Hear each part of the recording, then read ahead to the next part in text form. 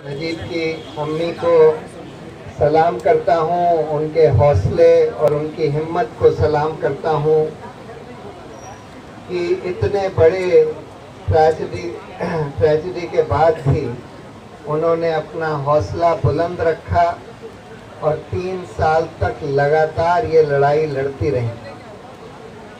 ये हमारे देश की और हमारी पुलिस की और हमारी सरकार की नाकामी तो नहीं कहना चाहिए, ये एक बहुत ही दुर्भाग्यपूर्ण बात है कि आज हमारे देश की सरकार और पुलिस का ये हाल हो गया है कि लोग गायब हो जाएं, उनको सड़क पर खुलेआम पीट पीट कर मार दिया जाए और फिर भी वीडियो में वो सब कैप्चर हो जाए और जो लोग उसमें दिख रहे हैं वो भी वीडियो में कैप्चर हो जाएं जो पीट रहे हैं, लेकिन उसके बाद भी हम देखते हैं उनको सजा भी नहीं होती और बाहर निकलकर उनको माला पहनाई जाती। सड़कों पर सरकार की शह पर, रूलिंग पार्टी भाजपा की शह पर इस तरह के दंगई मॉब्स, लिंच मॉब्स को खुली छूट दे दी गई है और पुलिस से कह दिया गया है कि भाई तुम लोग कुछ मत करो। और उसके बाद हम देखते हैं कि पुलिस वही जिन लोगों को पीट पीट के मारा जाता है उन्हीं के खिलाफ केस बना देती है और दंगइयों को और जो मारने वाले होते हैं उनको छोड़ देती है। दूसरी तरफ हम देख रहे हैं कि एक लिंच मॉब सोशल मीडिया पर भी बना दिया गया है। स्वाति चतुर्वेदी ने एक किताब लिखी है आई एम अ ट्रोल, जिसमें उन्होंने बताया है कि किस तरह से भाजपा का जो आईटी सेल है वो किस तरह से काम करता है कि 1000 लोग जिनको 50-50 हज़ार रुपए महीने की तनख्वाह देकर बैठाया हुआ है, उनका दिन रात ये काम होता है कि झूठी झूठी वीडियो बनाओ, मॉर्फ वीडियो बनाओ, झूठी खबरें बनाओ, जिससे कि लोगों को मुसलमानों के खिलाफ, दलितों के खिलाफ भड़काया जा सके।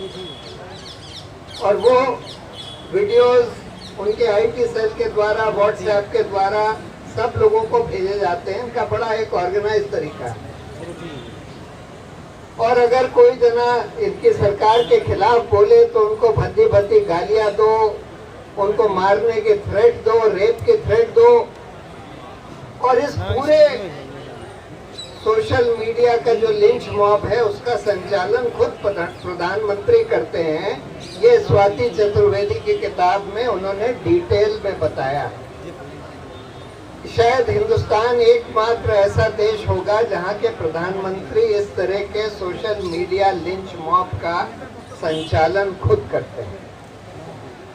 और दूसरी तरफ सारे हमारे जो इंस्टीट्यूशंस थे, चाहे वो न्यायपालिका हो, इलेक्शन कमीशन हो, कंट्रोलर एंड ऑडिटर जनरल हो, विजिलेंस कमीशन हो, सीबीआई हो, यूनिवर्सिटीज हो, लोकपाल हो, सबको खत्म किया जा रहा है।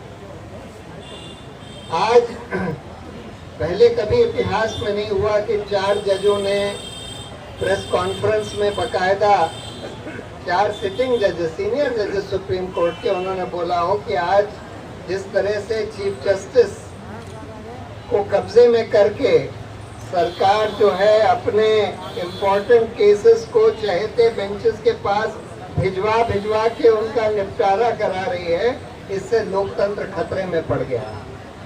ये पिछले 35 साल में कभी नहीं हुआ कि इलेक्शन कमीशन की निष्पक्षता के ऊपर इतना बड़ा सवालिया निशान खड़ा हो गया हो। जब हम देखते हैं कि इलेक्शन कमीशन सरकार के कहने पर इलेक्शन की डेट्स फिक्स करता है, इलेक्शन कमीशन जो इन मॉडल कोड ऑफ कंडक्ट जो है सिर्फ ऑपोजिशन के खिलाफ एनफोर्स करता है, और चाहे प्रधानमंत्री अमित शाह जितना भी उसका उल्लंघन करें, भड़काऊ भाषण दें, सांप्रदायिक भाषण दें, फिर भी उनके खिलाफ कोई एक्शन इलेक्शन कमीशन नहीं करता। कंट्रोलर एंड ऑडिटर जनरल ने एक ऐसी रिपोर्ट दे दी रफाल के सौदे में, जिसका सरकार को पहले ही 2 महीना पहले ही उन्होंने एक बंद लिफाफे में सुप्रीम कोर्ट को बता दिया, तब तक रिपोर्ट आई भी नहीं थी कि ये रिपोर्ट आ गई है और इसमें हमको क्लीन चिट दे दी गई है और इसमें प्राइसिंग डिटेल्स उड़ा दिए गए। बाद में पता लगा कि रिपोर्ट तो आई नहीं थी, उसके 2 महीने बाद रिपोर्ट आई, लेकिन सरकार को पहले से पता था। इसके मतलब कंट्रोलर और ऑडिटर जनरल भी सरकार के कहने पर काम कर रहा है। यूनिवर्सिटीज पर किस तरह का हमला हो रहा है हम रोज देख रहे हैं। सीबीआई को किस तरह का मतलब और सरकारी तोता बना दिया गया है, रोज हम देख रहे हैं, हर रोज ये सब होता है। अब सवाल यह है कि इससे कैसे लड़ा जाए। देखिए, कुछ लोग ये सोचते हैं कि हालात इतने बिगड़ गए हैं कि अब इस फांसीवादी सांप्रदायिक फांसीवाद से लड़ना असंभव है, कई लोग ये सोचते हैं। और जैसा जर्मनी में जब नाजी पार्टी पावर में थी, हिटलर पावर में आया, जो हालात हिटलर ने कर दिए वहां, वैसे ही हालात लोगों को दिख रहे हैं हिंदुस्तान में भी होते हुए। लेकिन मैं ये मानता हूं कि इससे लड़ा जा सकता है और बहुत सारे अच्छे अच्छे लोग हैं, चाहे वो मीडिया में थोड़े ही लोग हों, रवीश कुमार या पुण्य प्रसून वाजपेयी, अभिसार शर्मा वगैरह, इन लोगों ने दिखाया है कि इस तरह के सांप्रदायिक फांसीवाद से लड़ा जा सकता है। और जब वो लोग बोलते हैं और खुल के बोलते हैं, या जैसे कन्हैया कुमार हो या और लोग हैं, कई लोग हैं, ध्रुव राठी एक बैठा है वहाँ ऑस्ट्रिया में, वो हर हफ्ते एक वीडियो बनाता है, 1 या 2 वीडियो बनाकर अपना यूट्यूब पर लगाता है और जिसको लाखों लोग देखते हैं। तो ऐसा नहीं है कि इस सांप्रदायिक फांसीवाद से लड़ा नहीं जा सकता, इससे लड़ा जा सकता है और इससे लड़ना पड़ेगा। देखिए, एक तो ये है कि हम लोगों को अपना हौसला बुलंद रखना है और हिम्मत नहीं हारनी है। जैसे कि जब इंडिपेंडेंस का मूवमेंट हुआ था तो लोगों ने बोला सरफरोशी की तमन्ना अब हमारे दिल में है, देखना है जोर का कितना